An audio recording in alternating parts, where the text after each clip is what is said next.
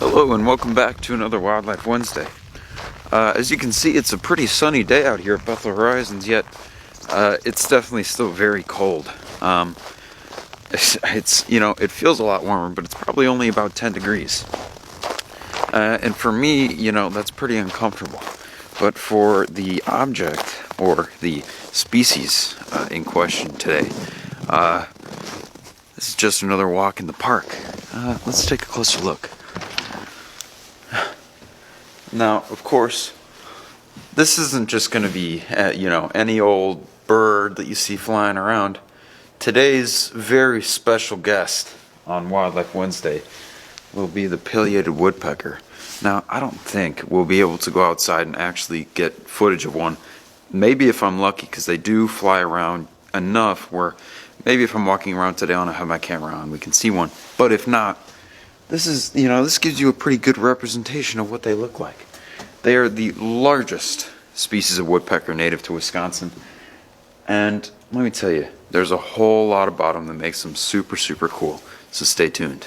Now, besides their size, which is immense, which really isn't even shown well by this diagram here, they're almost the size of crows. So gigantic. They are big, big birds.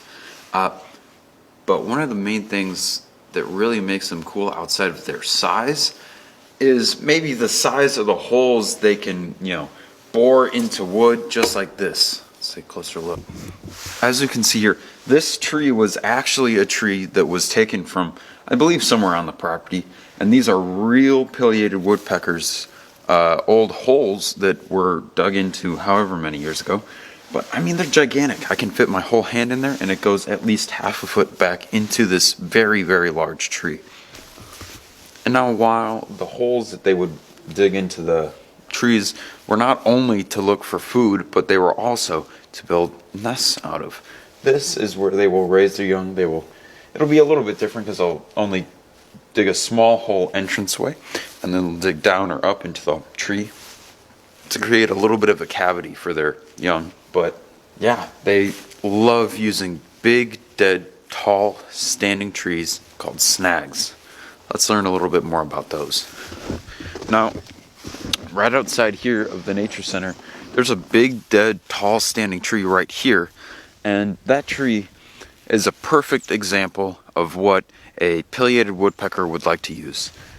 This one is a little bit different because this is an old black locust and they usually prefer pine trees. But this will do because it is a dead standing tree, and that dead wood makes a perfect home for, little larvae and anything that those Pileated woodpeckers would love to dig into that tree to eat, but also a great place for them to go in and make a home for the young. Now, just to go over what we learned about this Pileated woodpecker, we know that it is the largest woodpecker native to Wisconsin, about the size of a crow or 1.5 feet in height. Gigantic. A lover of these dead standing trees called snags. It makes its home out of there. It'll get the majority of its food from there using that large bill to then bore a hole in there and get any insects or grubs or anything that might be living in there. And they have a darn cool call. You haven't heard this yet, but I'll play it right here.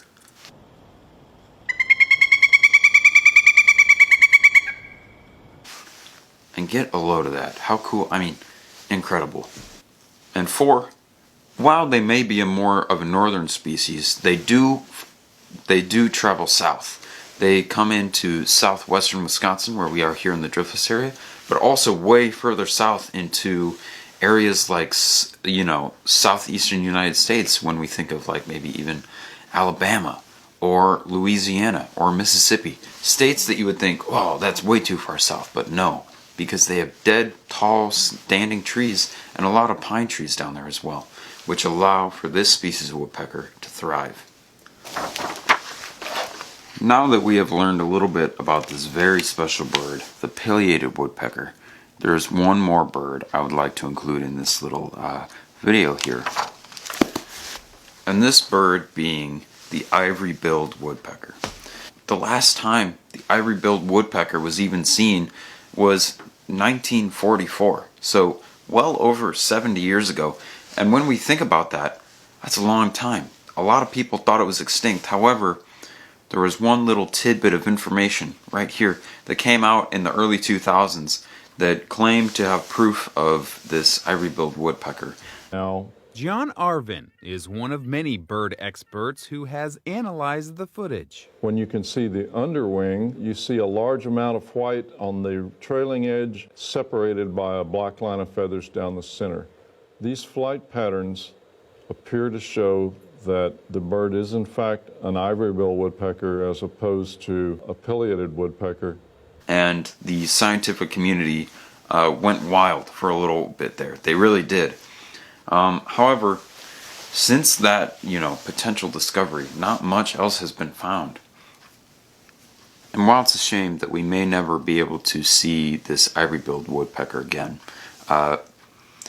you can still go out and maybe, if you're lucky, catch a glimpse of a pileated woodpecker here in your home state of Wisconsin.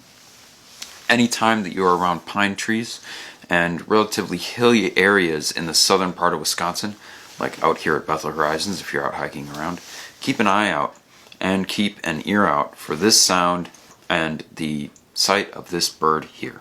So in the meantime, before next week's Wildlife Wednesday, of course, get outside, maybe even go around the block, come out here to Bethel Horizons, go for a hike, maybe see a pileated woodpecker. And just enjoy your time out in nature. Thank you for watching this episode of Wildlife Wednesday. See you next time.